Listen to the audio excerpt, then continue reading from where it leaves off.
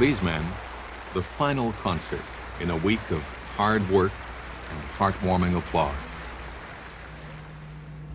They arrived the day before Dominion Day, mill hands, teachers, miners, office workers, along with their constant companions, brass instruments with those wonderful sounding names like flugelhorn, bombardon, euphonium.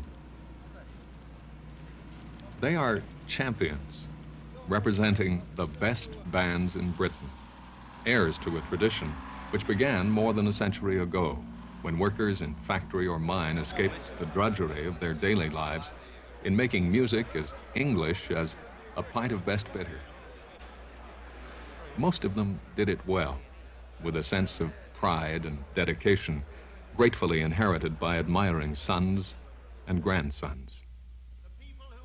They delighted in competition, in being better than the chaps in the next town or the next mill. Today, though money is more plentiful, much of the drudgery remains, and the need for the music and the competition is sustained.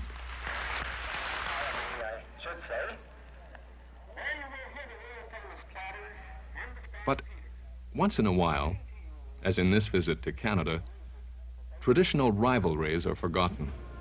The chap from the next town sits alongside. They are ambassadors for their country now, not their factory. So from day one of this brass band festival, it was more important than ever to rehearse until every single note was perfect.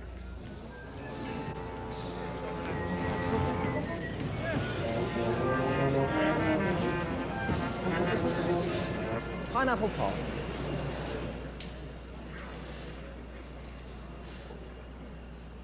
Okay, Frank? Right, here we go.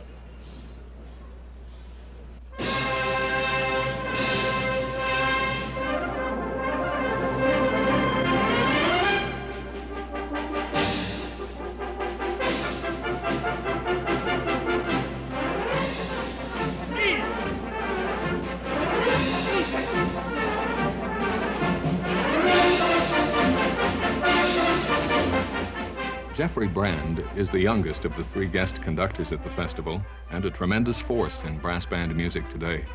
He formed and directs the National Youth Brass Band of Great Britain, which will tour Canada this spring. He's a prime mover in international occasions like this, and he's responsible in large measure for the terrific spirit of regeneration within the movement as a whole. His influence is a contemporary one, though he wisely admits that audiences of all ages still clamor for music like this.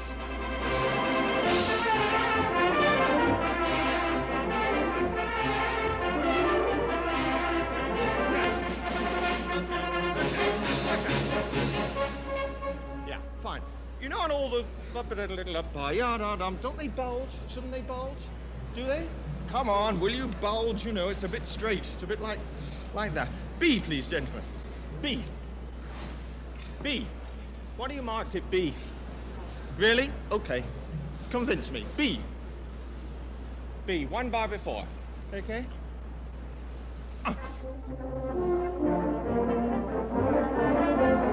Tempo. Come on, come on. Accent.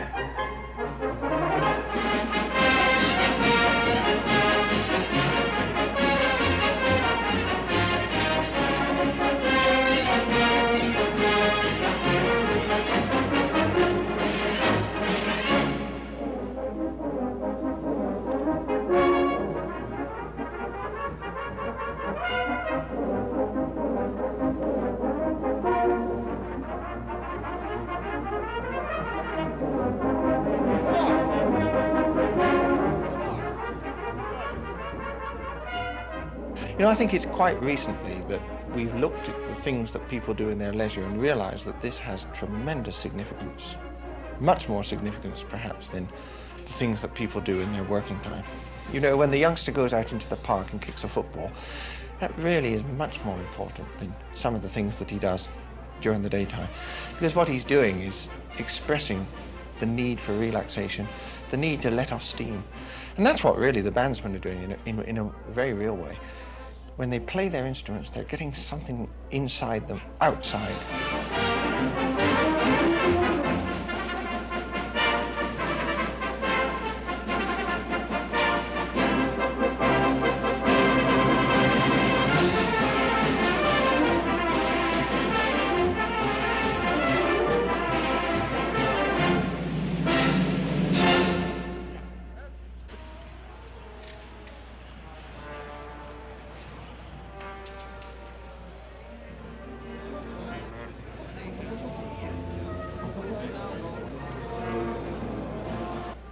Radetzky.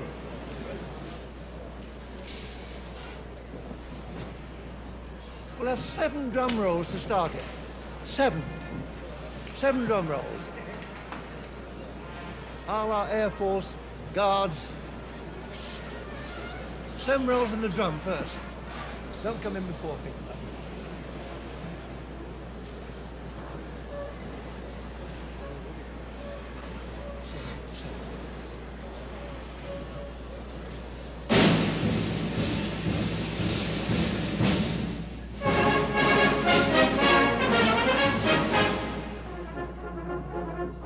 The name of Mortimer is the most famous family name in brass band history, and Harry Mortimer, the most illustrious of all.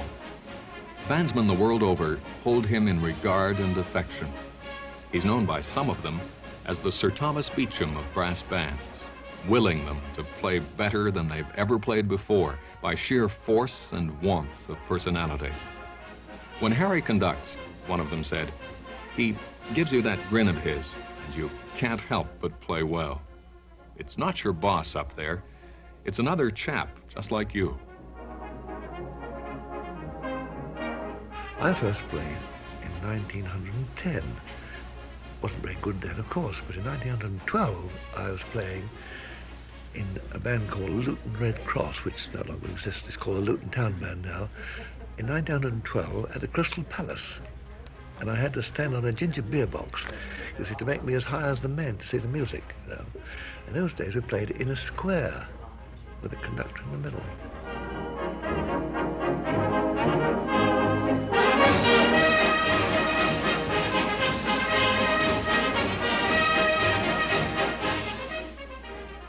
But since those days, I'm very pleased to report I think we've progressed not only musically, but in disciplinary action. We now play on platforms, properly dressed, on a platform where perhaps the previous night a symphony orchestra played. So that's pretty good, isn't it?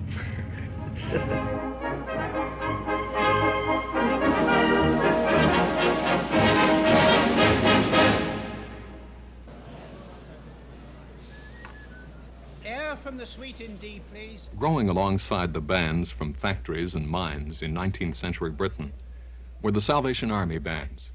Here there was little competition between the two sides, only growing respect and admiration for each other's skills. This is still the case 100 years later. Many musicians on this platform started their musical life playing on the traditional street corner every Sunday morning, in every kind of weather. A little more. The background very quiet and the horns from the art.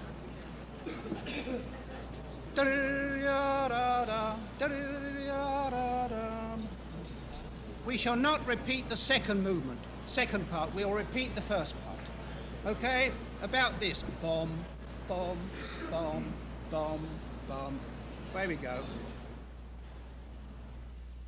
Today, the most honored musician, originally from the ranks of the Salvation Army, is Eric Ball, another of the guest conductors at this festival.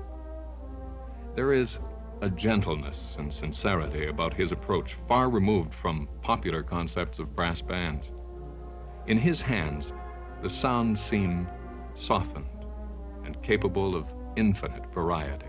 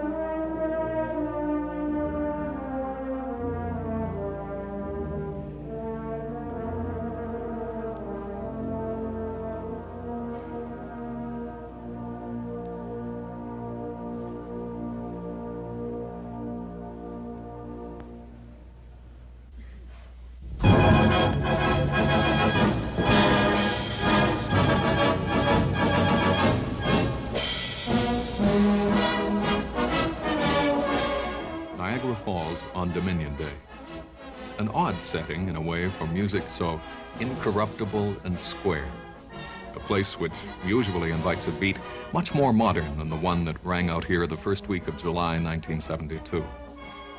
But the world would be a dull place without such contrasts, and the musicians themselves reveled in an atmosphere so different from home.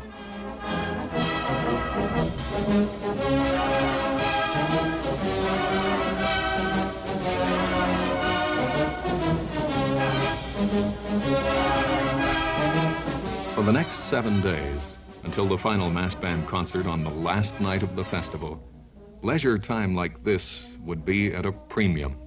Rehearsals and concerts were scheduled in Toronto, Hamilton, Buffalo, London.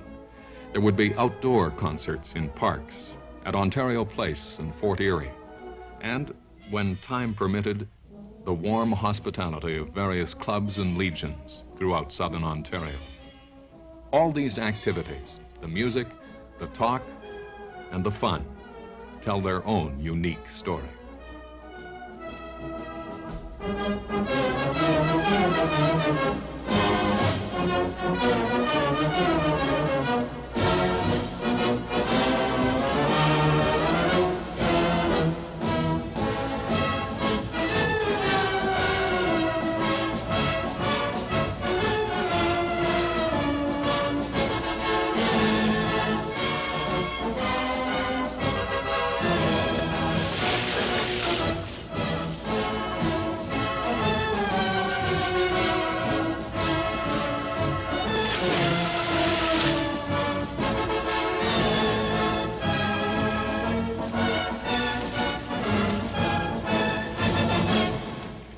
You see, they are amateurs. We're talking about the amateur activity in their life, but they pursue it to a professional standard. That's the good thing.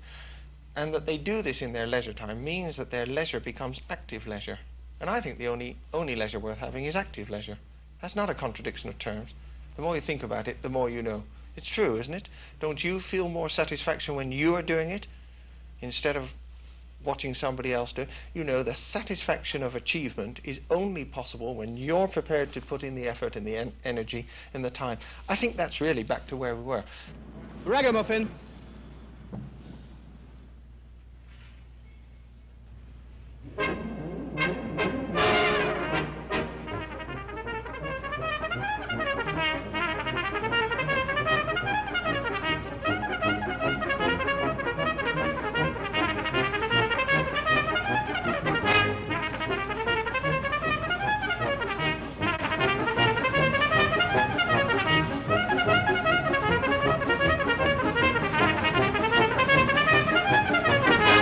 Even Sir John Barbarolli said to me after he conducted mass bands, he said, this technique and this enthusiasm and musicianship is wonderful. And he quoted this to the orchestra at the following rehearsal. I mean, their rapidity and virtuosity is equal. I think they're very professional without knowing it.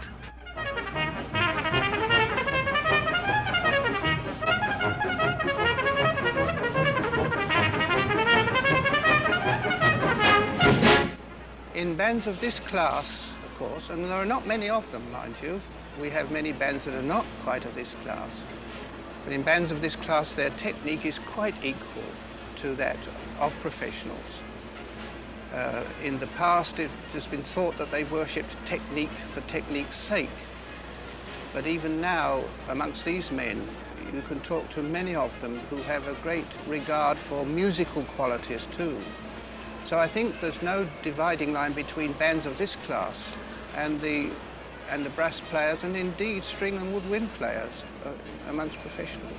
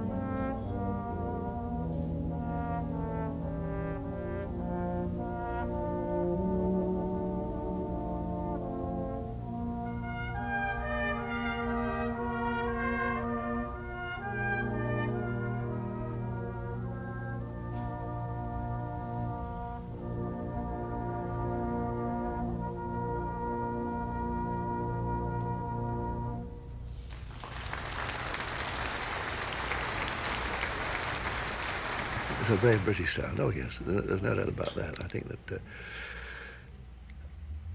nowhere else you can always when you hear a brass band, you can tell it must come from this country. I think. You see, in the villages and every village and hamlet has a little band. All over the country. You could think of any village that you've been to that hasn't got a brass band. Maybe 16, maybe 12, but still a brass band. It's an easy way, I suppose, of making music for the working chap. In the old days when we started, only rich people could afford it, could they? Have pianos in their drawing room, but a few of these people got together and decided to make music for themselves, and they've done it, I think, very well.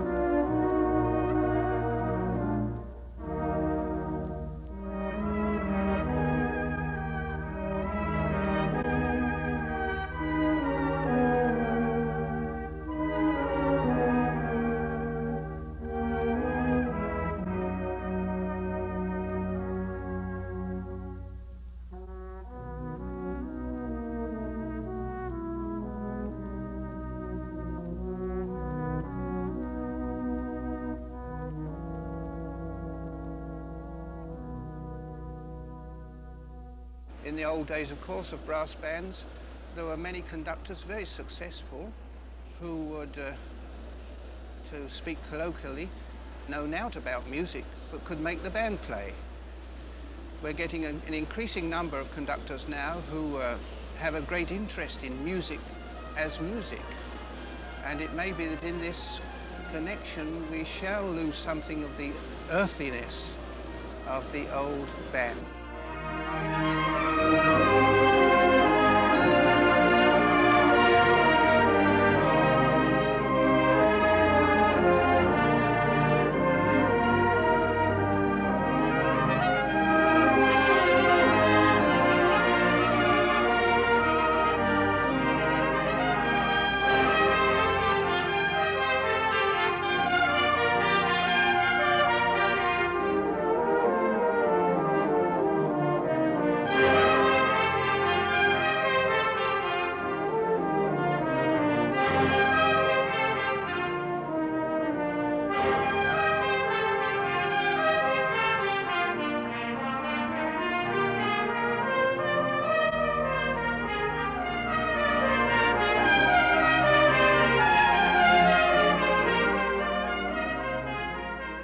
I can remember going to a Yorkshire band. I daren't say which one because they might not forgive me. And I loved them all very much. But I went to a band, and the committee said, "Now, whatever you do, Mr. Mortimer, don't upset our cornet player. He's a very fine player, but he's very difficult. So please don't upset him." I said, "That's all right, I won't." So I started off, and we played a bit. And I said, "Now I think we'll have a little tune-up." I said to the man, "Would you give me your top F, please?" So do top F. And someone else. I came back and said, "Do you mind just drawing out your first slide a bit sharp on that top F?" He said, "What?" I said, "You're sharp on that top F." He said, "Me? Sharp?" I said, "Yes." He said, "Listen, if I'm sharp now, I've been sharp 17 years. And I didn't quite know what to say to that. I thought carefully. I said, "Yes, that may be so, but do you think that's enough reason why you should remain sharp another 17 years? Pull your first slide out." Which he did. Thanks, ladies and gentlemen. When we now play some music which is very much the English theme, from one of the operas of Gilbert and Sullivan, may we play for you then an arrangement by Sir Malcolm Sargent of the overture to The Yeoman of the Guard.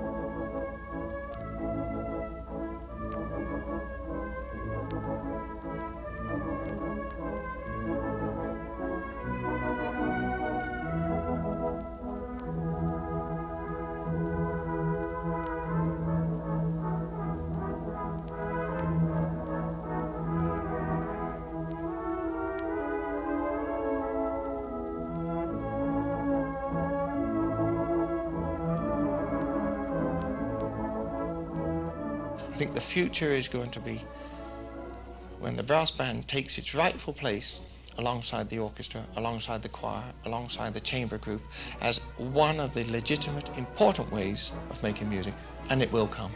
Do you ever see the day when, say 10 years from now, if a similar festival of brass band music is held, say here in Niagara Falls, can you see girls on this platform? I should think so. And none of these top bands, we say top bands, I mean it's their very finest championship bands, seem to have imported the ladies yet. But there are many, many very fine girl players in England, and some of the bands in what we call the other sections, you know, not quite such good bands, have first-class players. And in the National Youth Brass Band, for instance, which Geoffrey Brand is the musical director, they meet twice a year, and I should think a third of the 100 youngsters who come are girls. In fact, this section, the cornet section, has on occasion been led by a girl. So it may be that in 10 years' time. I'd like to have a bigger band than we got now, 35, I think. But I don't think we'd ever alter the fundamental sound of a brass band. After all, let's look at it. The orchestra is number one, isn't it? We'd all agree on that. A military band is number two because it has